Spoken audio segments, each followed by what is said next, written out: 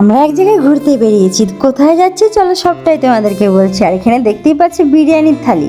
কারা কারা বিরিয়ানির লাভার বলো তো? আমার মতো আমি কিন্তু বিরিয়ানি খেতে খুব ভালোবাসি, কিন্তু একটা প্রবলেম হয়ে গেছে, কারণ আমি বাস থেকে নেমেছিলাম, তো সেই জন্য বিরিয়ানিটা আমি ঠিকঠাক খেতে পারিনি জানো।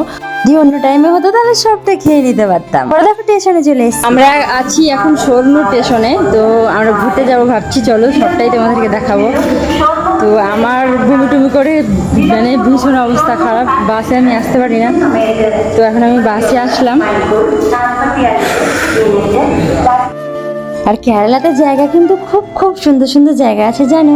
আর এখানে সেই জায়গা, এটা হচ্ছে কেরালা আলাপুয়া বলছে, যারা এসেছে তারাই কিন্তু বলতে পারবে। এক কথায় অসাধারণ জায়গা, খুব ভালো লাগছিল বোটে করে ঘুরতে। তোমরা দেখতেই পাচ্ছ কত সুন্দর জায়গা, চারিদিকে যেদিকে তাকাবে সেদিকে জল, আর শুধু জলই নেই, দেখো ছোট ছোট বাড়িও ছিল। আর দিয়ার বাবু দেখো শুয়ে পড়েছে, আর দেখো আমি শোনা জল দেখছিল।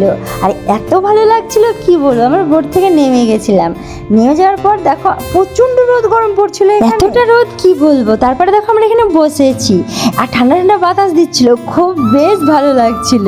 দেখতেই পাচ্ছি এখানে কিছুটা ফটো তুলে নিয়েছিলাম। তারপরে দেখো আমরা চলে এলাম আমার বাড়ি, দেখো ট্রেনে বসে পড়েছি।